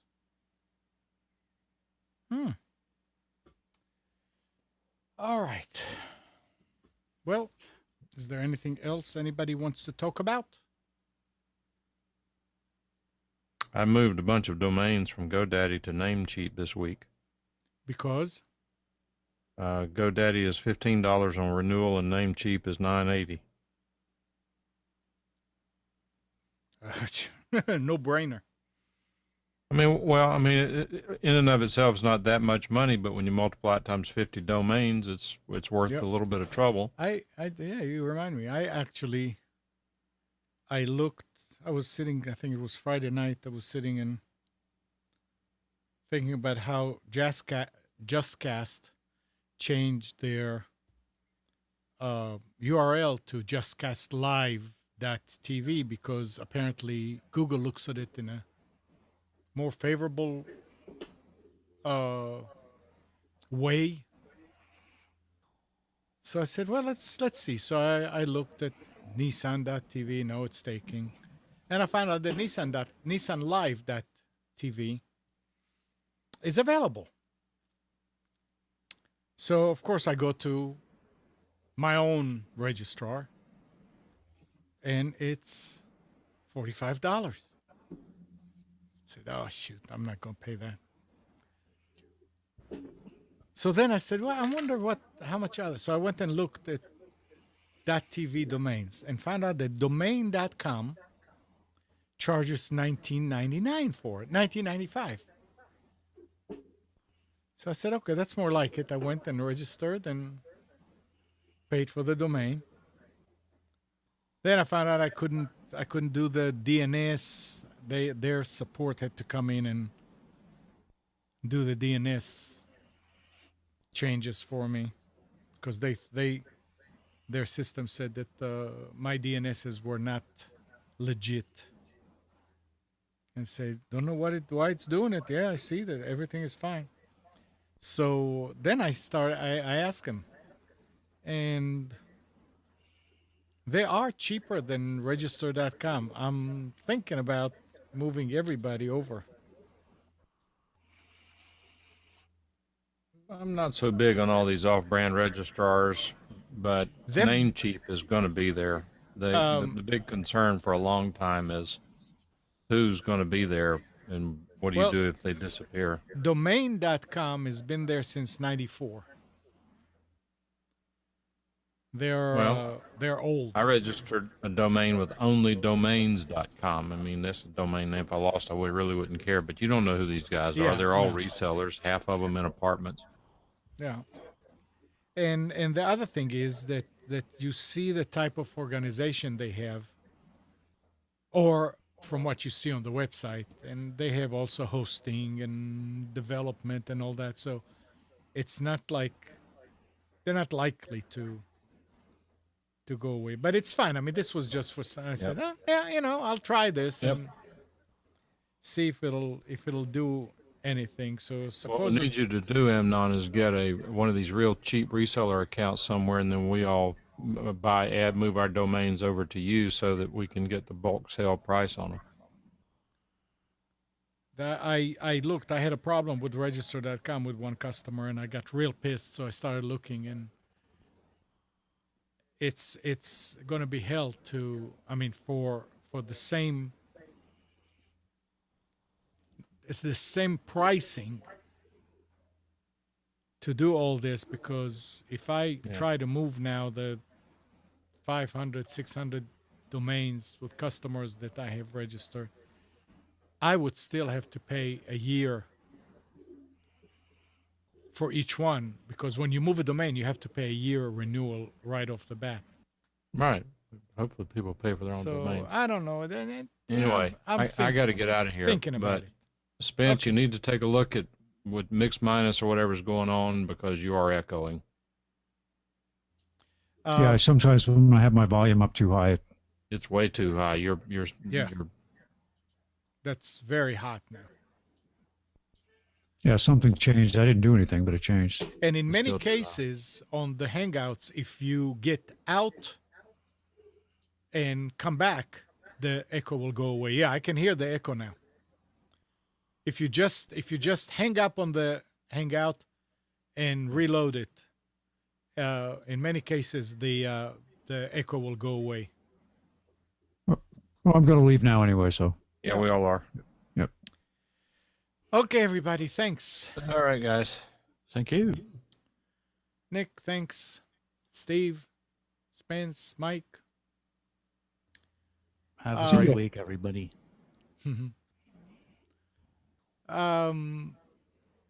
Good morning, Kathy, Hannah, Nabil, Mac, Norm, Katie, and Donna. Thanks everybody for tuning to Computers 2K Now. We hope you enjoyed and maybe learned something from our time together. Remember to practice safe computing, back up your hard drive, and update your virus scanner. We'll be back here next Sunday at 9, but you can always reach us at computers2know.com. While you edit, like us on Facebook, subscribe to YouTube channel, and tonight, actually this afternoon at 2 o'clock, it's Your Healthy Pet and You, and tonight at 8, it's the Tanya Love Show. And next week, Nick, you're doing a show next week, right? Yeah, we should be, hopefully. Next Saturday at 11 o'clock at radargaming.net. That's us. It's Nick's and Jake's show on the radar. Oh, and also our infection Brian Aldridge. Oh are live. yes, talk about this. Oh shoot, yeah. Go ahead. Hold on. Hold on.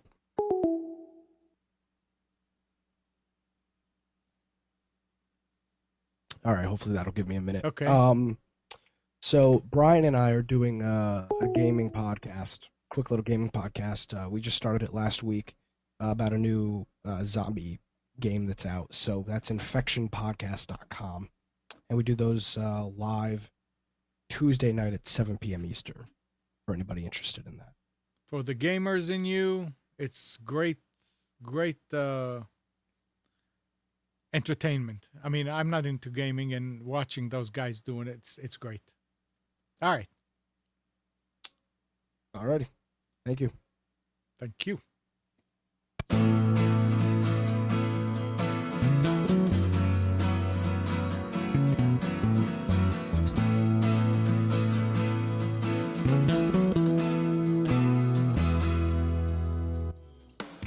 You are tuned to the Nissan Communications Network. Our weekly lineup of call-in programs includes Computers 2K Now with AMNON Nissan, Health In with Debbie Bruck, Breaking Free with Marilyn Shannon, Lessons of Vietnam with NCBVI members, The Tanya Love Show, Your Healthy Pet with Gisela DiCarlo. And if you tuned in too late, you can always watch each program in its entirety or download an MP3 audio file of it at www.nissancommunications.com. Sponsored by Atomus.com, makers of quality video recorders and converters for professionals, CarolinaApparel.com, and DeltaForce.net.